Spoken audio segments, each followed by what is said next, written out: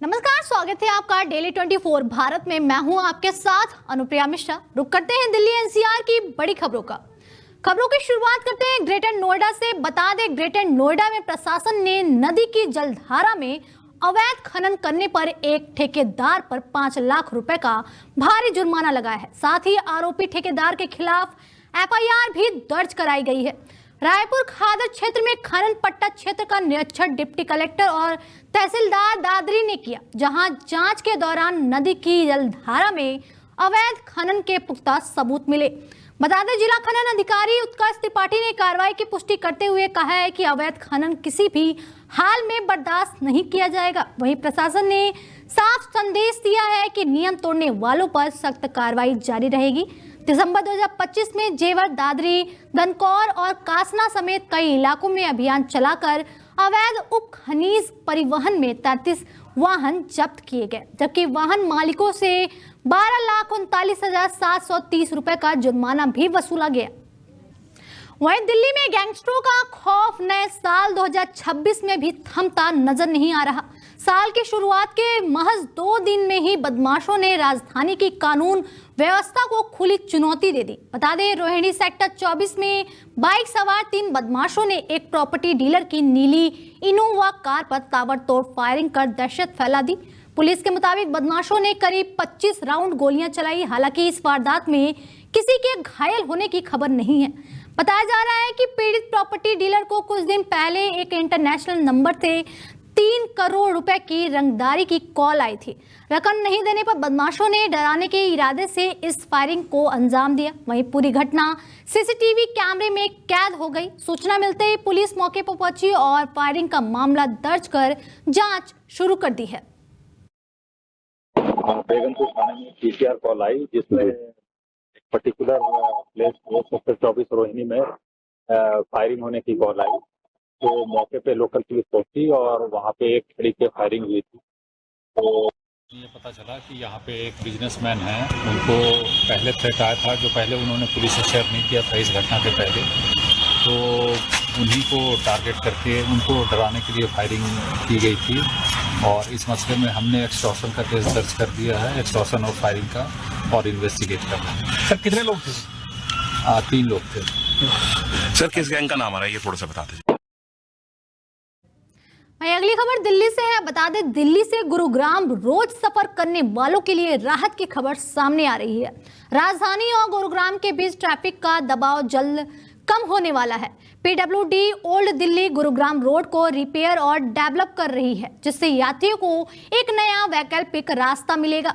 यह सड़क एक तरफ द्वारका एक्सप्रेसवे और दूसरी ओर मेहरौली गुरुग्राम रोड से जोड़ेगी। बता दें, करीब 10 किलोमीटर लंबी इस रोड के 2.5 किलोमीटर हिस्से को समलखा चौक से कापासेरा बॉर्डर तक चौड़ा और बेहतर किया जाएगा। इस प्रोजेक्ट पर लगभग 10.70 करोड़ रुपए खर्च किए जाएंगे।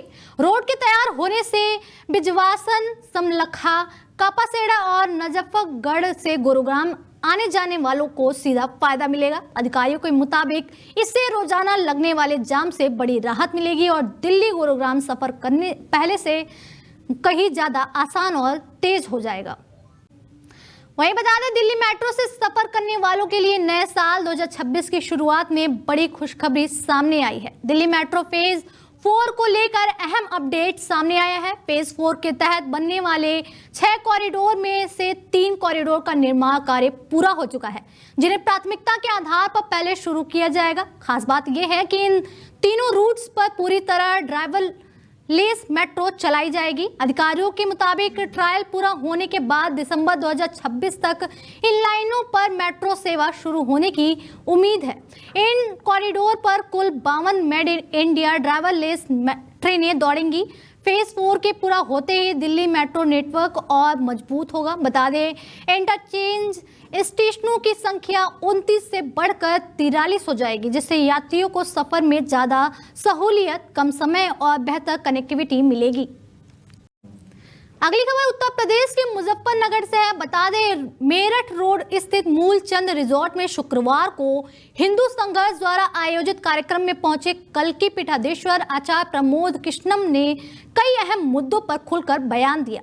आचार्य प्रमोद कृष्णन ने मंच से कहा है कि देश में जनसंख्या नियंत्रण कानून और समान नागरिक संहिता को जल्द लागू किया जाना चाहिए। उन्होंने बांग्लादेश में अल्पसंख्यक हिंदुओं पर हो रहे कथित हमलों पर गहरी चिंता जताते हुए कहा है कि भारत सरकार को इस मामले में सख्त कदम उठाने चाहिए। आचार्य प्रमोद कृष्णन ने यहां तक कहा है कि जिस तरह पाकिस्तान के बालाकोट में सर्जिकल स्ट्राइक की गई थी, उसी तरह बांग्लादेश में भी कार्रवाई होनी चाहिए।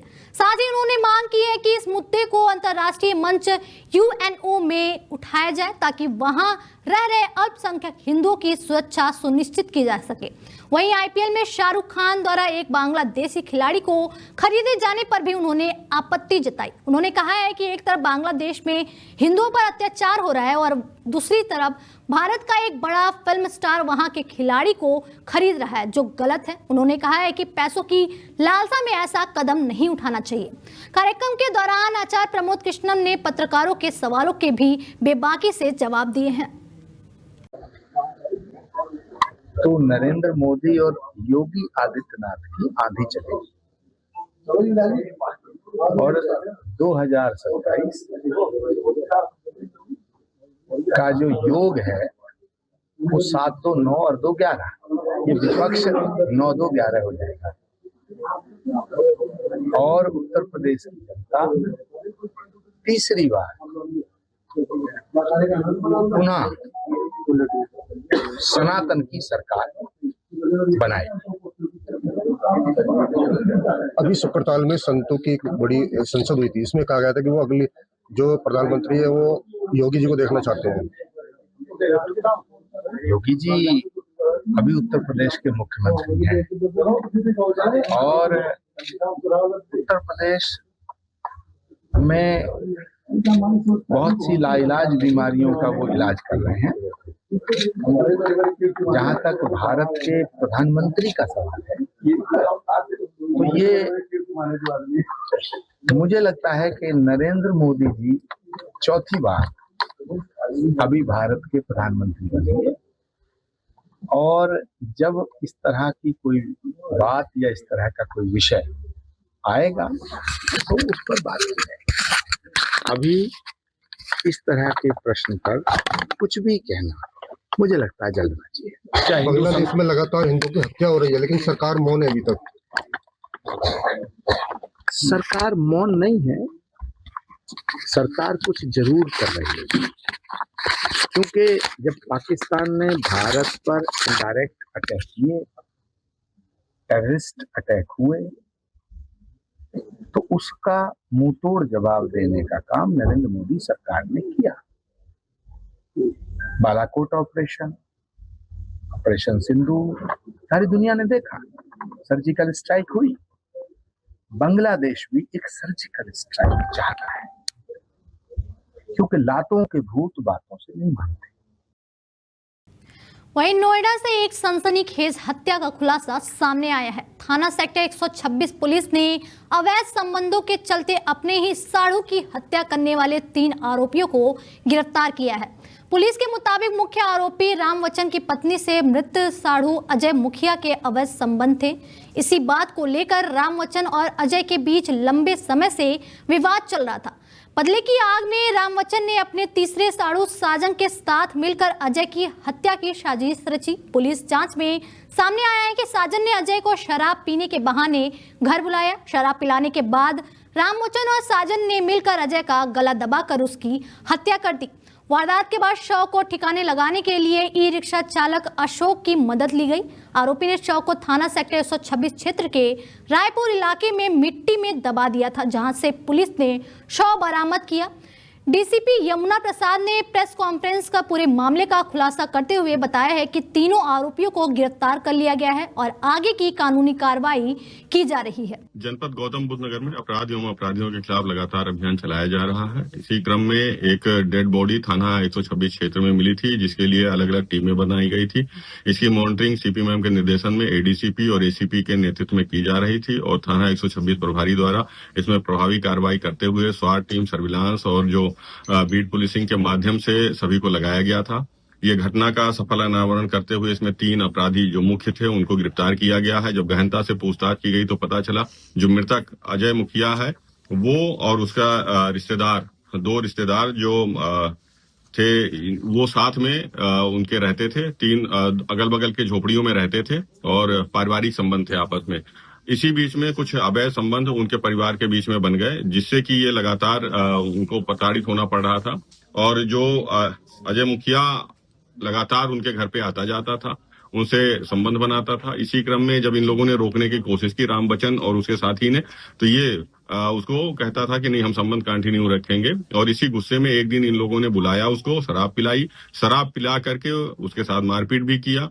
और राम बच्चन ने उसका गला दबा करके और उसका एक अन्य साथी जो साजन है, उसने उसके पैर पकड़े और इस तरीके से उसका गला घोट करके हत्या कर दी। अभी 2 मुख्य अपराधी और इनके साथ एक सह अभियुक्त जो अशोक है, वो भी गिरफ्तार हुआ है। अभियुक्त जो अशोक है, उसने लाश छिपाने में इनका साथ दिया था, अपने ई रिक्शा से लाद करके ले गया था और पुस्ता रोड पे नहर की तरफ उसने उसको डाल दिया था। जनपद गौतम बुद्ध नगर में अपराध एवं अपराधियों के खिलाफ लगातार। बता दें, नोएडा से इस वक्त एक हैरान करने वाला खुलासा सामने आया है, जहां पुलिस ने बैंक लोन डिस्प्यूट से जुड़ी कारों की चोरी करने वाले एक अनोखे गिरोह का पर्दाफाश किया है। नोएडा पुलिस के मुताबिक आरोपी डीलर पहले उन कारों को सस्ते दामों में खरीदते थे जिन पर बैंक लोन को लेकर विवाद चल रहा था। इसके बाद ये कारें किसी दूसरे व्यक्ति को बेच दी जाती थी, लेकिन कागजों में ट्रांसफर नहीं की जाती थी। पुलिस जांच में सामने आया कि कार बेचने से पहले आरोपी डीलर गाड़ी में अपना जीपीएस इंस्टॉल कर देता था और साथ ही एक डुप्लीकेट चाबी भी बनवा लेता था। कुछ समय बाद इसी डुप्लीकेट चाबी की मदद से आरोपी अपने साथी के साथ कार चोरी कर लेता था, क्योंकि कार तकनीकी रूप से लिखा पढ़ी में ट्रांसफर नहीं होती है। ऐसे में आरोपी के नाम पर कोई केस दर्ज नहीं हो पाता था और वह आसानी से कानून से बच जाता था। एक पीड़ित की शिकायत के बाद थाना सेक्टर 113 पुलिस ने मामले की जांच की और पूरे गिरोह का खुलासा किया। पुलिस ने डीलर समेत 3 आरोपियों को गिरफ्तार कर लिया और उसके कब्जे से चोरी की गई नेक्सॉन कार भी बरामद कर ली गई। मामले में आगे की कार्रवाई जारी है। में अपराधियों के खिलाफ लगातार अभियान चलाया जा रहा है। इसी क्रम में थाना 113 क्षेत्र में एक व्हीकल चोरी हुई थी, जिसके संदर्भ में मुकदमा लिखा गया था और इसमें सीपी मैम के निर्देशन में एडीसीपी और एसीपी के नेतृत्व में टीमें बनाई गई थी। इसमें जो थाना पुलिस थी उसने अपनी स्वाट सर्विलांस टीमें और जो बीट पुलिसिंग है उसके माध्यम से एक पूरे गैंग को पकड़ा है, जिसमें जब ये तीनों अपराधी पकड़े गए तो गहनता से पूछताछ की गई तो ये पता चला कि अरुण नाम का एक व्यक्ति है जो गाड़ियों की खरीद बिक्री करता है। वो इस क्षेत्र में कई गाड़ियों को खरीदता बेचता था और एक अमित नाम के व्यक्ति की गाड़ी उसने बेची और उसके बाद उसमें जीपीएस इंस्टॉल कर दिया। और जब ये गाड़ी लेकर के अपने पास गया अमित, तो उसकी एक पहले से ही इसने डुप्लीकेट चाबी बनवा रखी थी। वो जब घर पे लेके गया तो वहां से अपने 2 साथी जो लोकेश और अमित थे, इनसे कार की चोरी करवा लिया और चोरी करा करके वो अन्य को बेचना चाहता था। इन बिटवीन उसने जो वादी था उसने शिकायत किया थाने में, थाने की टीमें लगाई गई और ये गाड़ी बरामद की गई। गहनता से पूछताछ में पता चला कि ये अरुण लगातार इस तरीके से अपने यहाँ जो गाड़ियां बनती हैं या बिक्री होती हैं उसकी डुप्लीकेट चाबियां बनवा करके कई घटनाएं ऐसे कर चुका है। अभी ये गिरफ्तार हुआ है। इसके पास से एक गाड़ी बरामद हुई है, टाटा नेक्सॉन, और इस कार की चाबी बरामद हुई है। इन तीनों की गिरफ्तारी सुनिश्चित की गई है। इन्हें जेल भेजा जा रहा है, विधिक कार्रवाई की जा रही है। अभी तक गहनता से पूछताछ में इसने कुछ ही घटनाओं के बारे में बताया है, जिसमें लगातार क्षेत्र में आसपास दिल्ली एनसीआर आदि क्षेत्रों में लगातार ऐसी घटनाएं करवाता था ये। और अभी और भी गहनता से पूछताछ हो रही है, जिससे इसका आपराधिक इतिहास भी पता चले और अन्य क्षेत्रों में जितनी गाड़ियां चोरी करवाया है या बेच करके उसको दोबारा इसने किसी और को सेटल करवाया है, उस तरीके से इसमें कार्रवाइयां चल रही। वहीं नोएडा से इस वक्त मेट्रो विस्तार को लेकर बड़ी अपडेट सामने आई है। सेक्टर 142 से बोटैनिकल गार्डन तक प्रस्तावित मेट्रो रूट का प्रस्ताव शुक्रवार को आवासन और शहरी कार्य मंत्रालय को भेज दिया गया है। एनएमआरसी अधिकारियों के मुताबिक प्रस्ताव पहले पब्लिक इन्वेस्टमेंट बोर्ड की प्रक्रिया से गुजर चुका है और अब इसे महुआ मंत्रालय को सौंप दिया गया है। प्रस्ताव भेजे जाने के बाद मेट्रो रूट को मंजूरी मिलने की प्रक्रिया में तेजी आने की उम्मीद जताई जा रही है। अब मंत्रालय स्तर पर इस मेट्रो रूट को लेकर विस्तृत प्रस्तुतिकरण दिया जाएगा। केंद्र सरकार से हरी झंडी मिलते ही मेट्रो निर्माण के लिए टेंडर प्रक्रिया शुरू कर दी जाएगी। मंजूरी के बाद डिटेल ड्राइंग डिजाइन यानी DDD का काम भी शुरू होगा, जिससे परियोजना को जमीन पर उतारने की तैयारी तेज हो जाएगी। इस मेट्रो रूट के शुरू होने से नोएडा के यात्रियों को बड़ी राहत मिलने की उम्मीद है। वहीं बुलंदशहर से इस वक्त ही बेहद गंभीर और दिल दहला देने वाली खबर सामने आ रही है। जिले में 6 साल की मासूम बच्ची के साथ दरिंदगी की सारी हदें पार कर दी गई। बताया जा रहा है कि पड़ोस में रहने वाले 2 आरोपी राजू और वीरू पर मासूम के साथ गैंगरेप के बाद हत्या करने का आरोप है। घटना के बाद दोनों आरोपी फरार हो गए थे, लेकिन पुलिस ने तत्काल कार्रवाई करते हुए इलाके की घेराबंदी की। इस दौरान थाना सिकंदराबाद क्षेत्र के कावरा रोड पर पुलिस और आरोपियों के बीच मुठभेड़ हो गई। जवाबी कार्रवाई में पुलिस की गोली लगने से दोनों आरोपी घायल हो गए, जिसके बाद उन्हें गिरफ्तार कर लिया गया।